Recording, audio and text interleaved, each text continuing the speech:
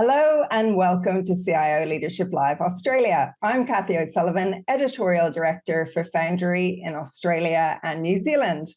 And my guest today is Kurt Brissett, who is the Chief Technology and Innovation Officer at Transport for New South Wales.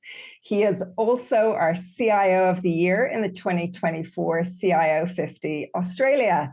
Welcome to the podcast, Kurt, and congratulations again on taking out the top spot. Thanks so much for that, Kathy, and it's lovely to be chatting to you again today. It was an incredible honour to receive this award and to be recognised amongst the CIO 50.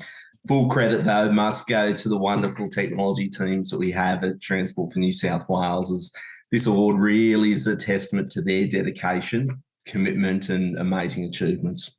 So look, for those who are listening from maybe outside Australia or outside New South Wales, can you give us a bit of an overview of the organisation and tell us about what you and your team are responsible for?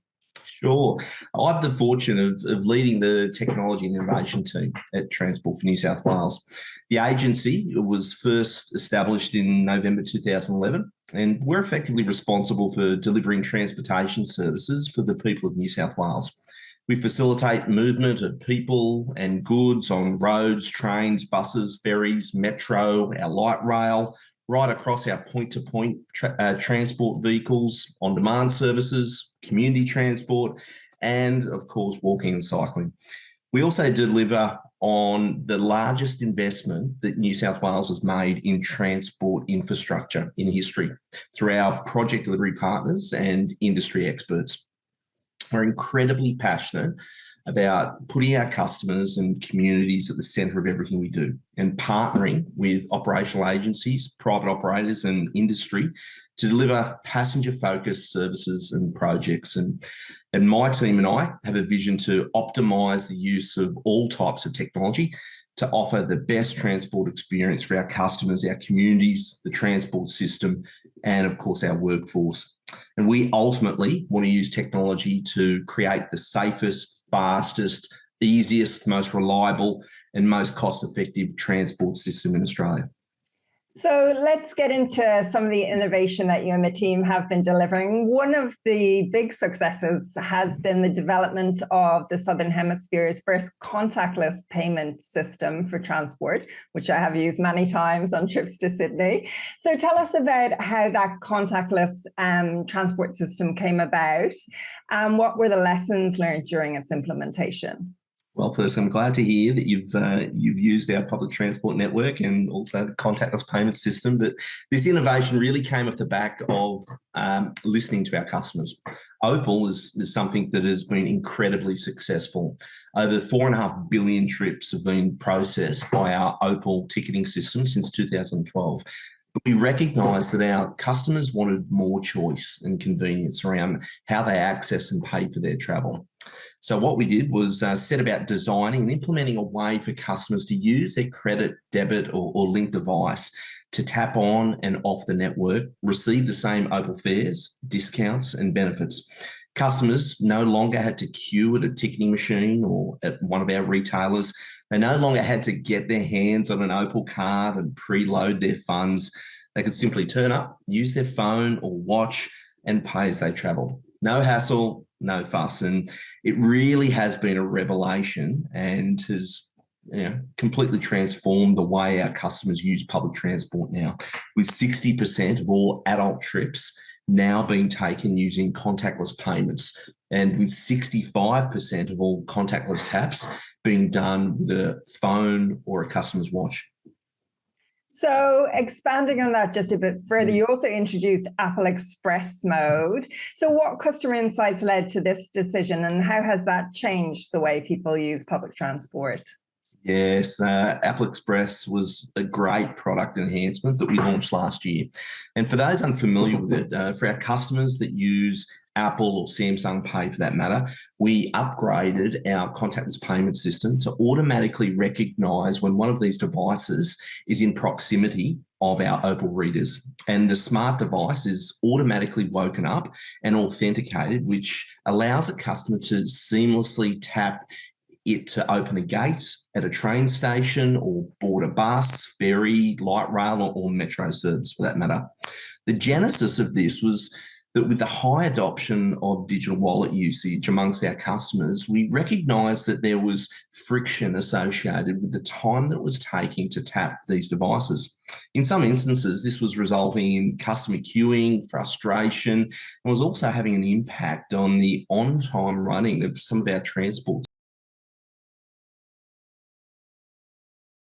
Our ticketing vendor and Apple to roll this new feature out, and it has been incredibly well received by our customers. And now, thanks to the technology, we can even allow our passengers to still use their phone to tap on our readers when their battery has run flat, as these devices still carry some latent charge. So it's a fantastic value add.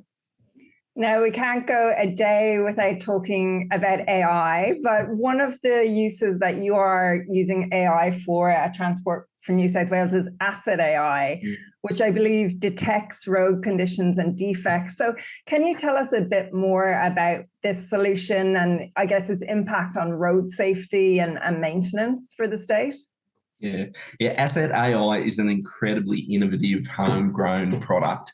Essentially, maintaining our roads and filling in potholes is a constant struggle for Transport for New South Wales, and as it is for our local councils.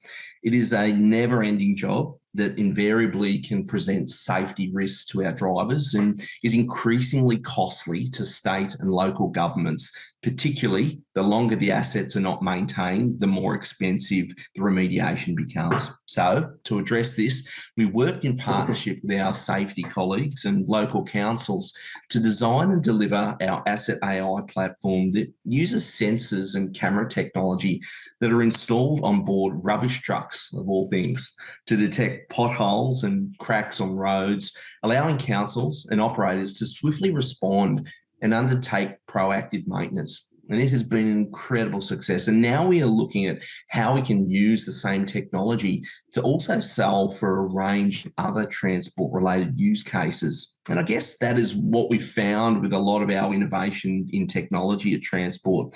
Whilst we may have designed a particular solution to solve one particular problem, the technology has often been leveraged to solve other adjacent use cases, amplifying the benefits associated with the initial technology investment. So a world first for the agency was the mobility platform. So can you tell us about how that came about and where you're heading with it as a transport agency? Yes, this is something that I'm incredibly proud of and is a real success story of the value you can derive from investing in, supporting, and ultimately trusting your people. We are incredibly fortunate to have an amazing team at Transport for New South Wales who are passionate about technology and passionate about delivering amazing outcomes for our passengers. At Transport, we recognise the value of leveraging technology to deliver connected and personalised journeys for our passengers. And that was why we developed Transport Connect. Now, Transport Connect is a platform that was designed and delivered by the technology and innovation team to provide our customers with a multimodal, account-based digital experience. In designing and delivering this platform, we adopted an iterative test and learn approach where we progressively built the platform and front-end digital experience out.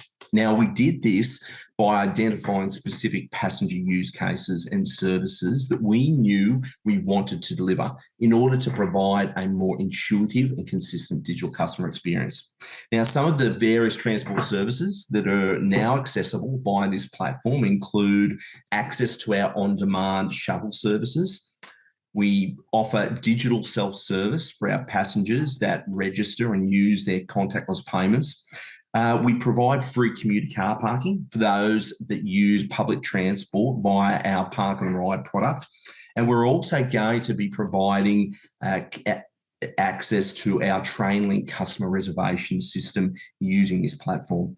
We've also leveraged this tech stack, though, interestingly, to undertake a series of trials, including an Opal digital car trial and also an Opal Plus multimodal subscription trial. It's really demonstrated that with a small cross-functional development team, that you can be incredibly innovative and rapidly launch trials amongst small groups of customers in order to validate certain hypotheses that you might have and ultimately refine the product proposition in order for it to become more scalable. So lots of projects, Kurt, lots going on at Transport for New South Wales. So when you look at it then, what has been the most challenging project within your portfolio and how did you overcome those challenges? We've had a few challenging projects, but one that's top of mind, I'd have to say, is one that is currently in flight, and that relates to our replacement of our Trainlink central reservation system. This has been a little bit like open heart surgery, as the system is the cornerstone of how our frontline staff, our contact centre and back office staff operate regional rail and coach services. It's also the system that our customers use to plan, book, pay, and manage their regional journeys. Now, our customers and staff are increasingly demanding a world-class digital experience. And with this project, we're really optimistic and excited about what the future holds for our regional customer technology.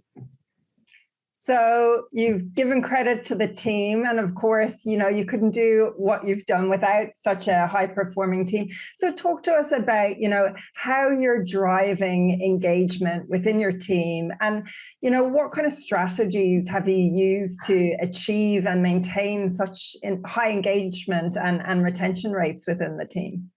Yeah. One of the things that I've been really big on is recruitment based on character.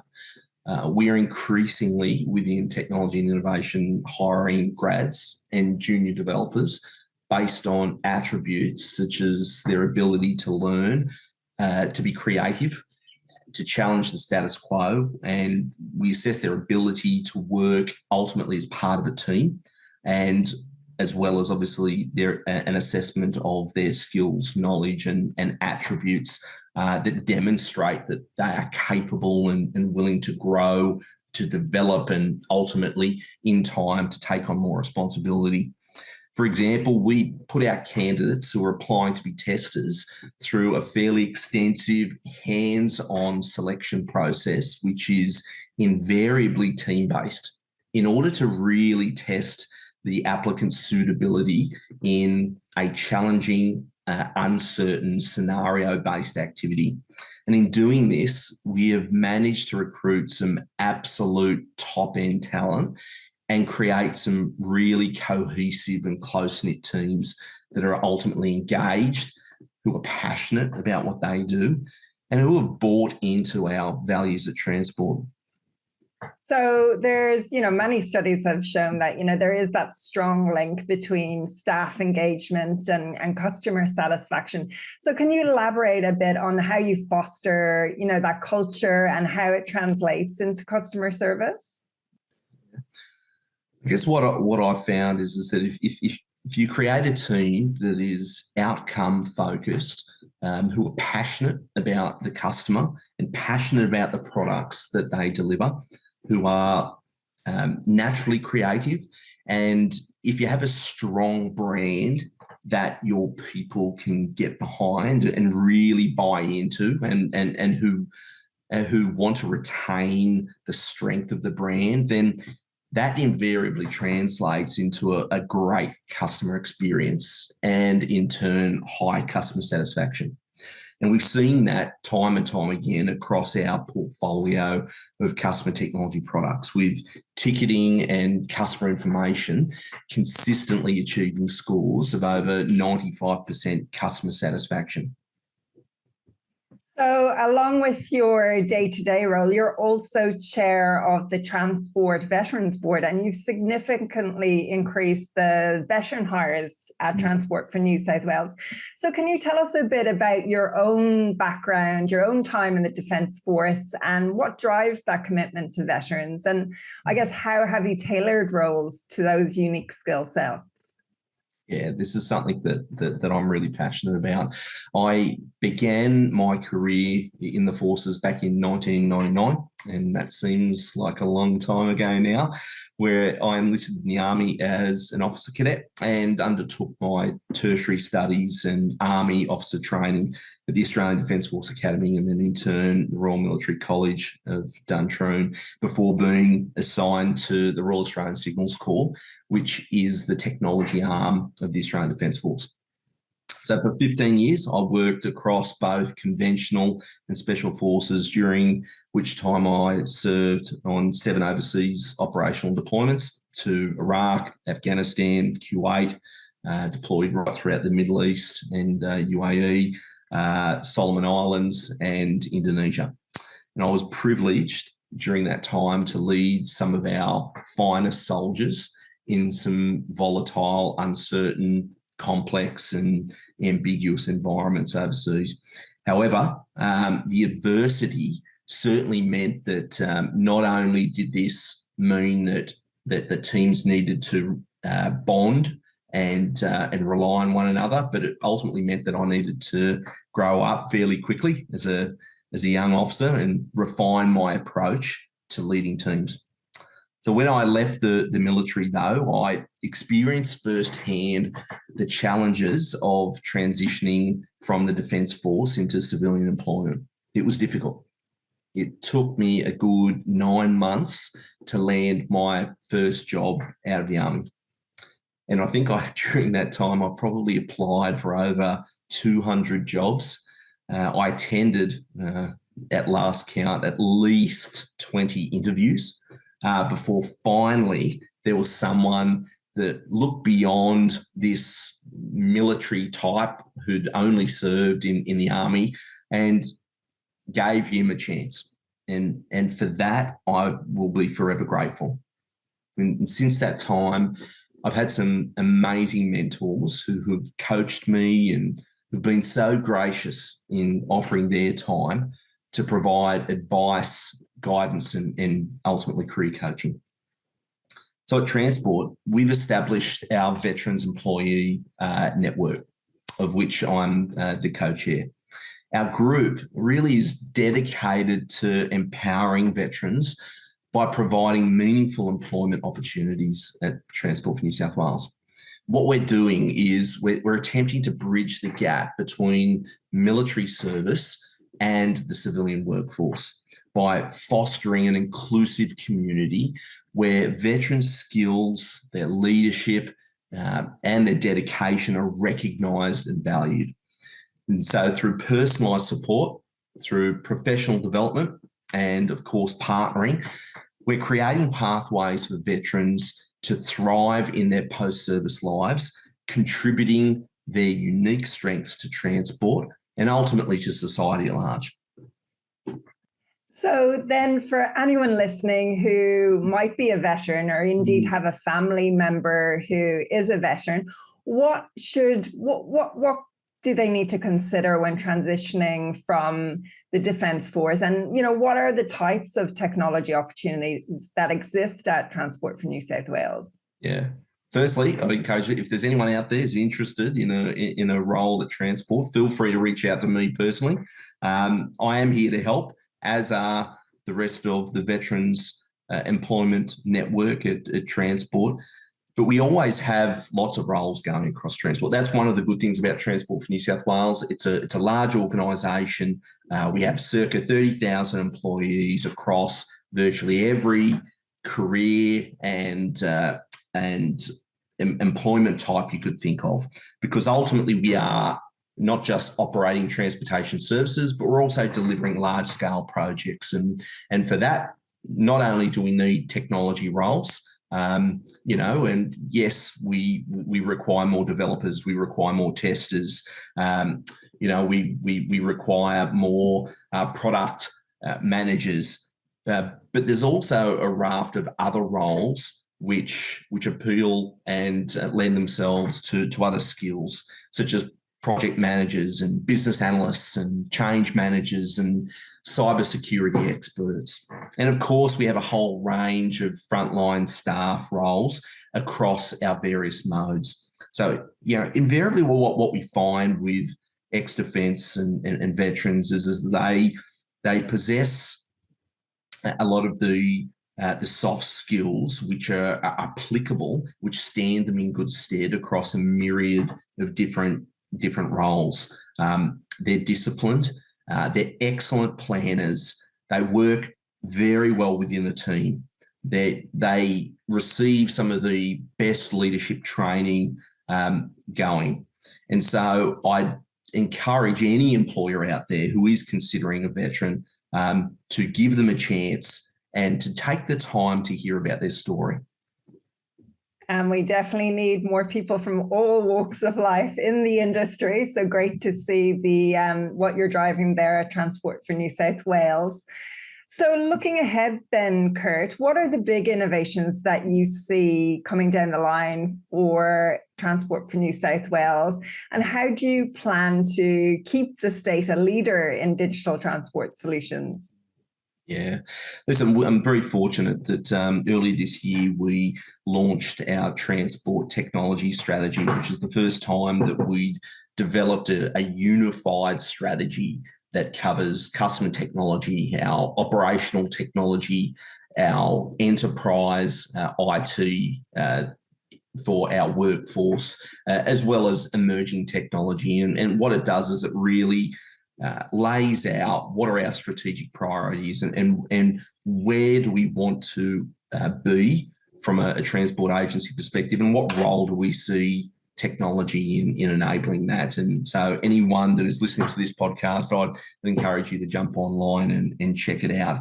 But we will be increasingly designing and delivering connected and personalised product offerings and experiences for our passengers and our customers. We acknowledge that we must and we always will provide accessible ways in which to use transport for all of our customers. But we also recognise that a large proportion of our customers are increasingly digitally savvy and mobile centric. And because of that, we need to start looking at some of the offerings and ensuring that we meet the needs of our customers who are desiring proactive, digital, two-way customer interactions, and we need to be designing accordingly. Now you've already rolled out things like Asset AI, but what other roles do you see in terms of that AI and machine learning piece into the future of public transport? Do you see them in continuing to enhance, that operational efficiency and customer experience? Listen, AI will, and in fact it is, transforming currently our employee and customer experience. We will be approaching AI in a strategic way, and there'll probably be two main methods that we'll be looking at AI. And the first is in the adoption and embedment of AI tools for our staff to aid in workforce productivity. And the second is through AI solution development, where we want a bit more of a tailored response and product that needs to be designed in a way to really solve a specific opportunity or problem that we might have. We see these AI solutions as being necessary in order to streamline our business processes, to manage our assets better, and to ultimately operate more efficiently as a transport agency. But also there's the opportunity to personalise the digital customer experience. And I'm really excited by the direction that AI is heading, and we are already seeing this nexus beginning to form between robotics, AI, and improved digital connectivity. And we're seeing this, classic example is really the proliferation of connected autonomous vehicles in other jurisdictions. And it's really this nexus of connectivity, robotics, and AI, which is enabling this to transform the way that people will be moving in the future. Well, congratulations again on your CIO 50 win. Looking forward to seeing what next you and the team do at Transport for New South Wales.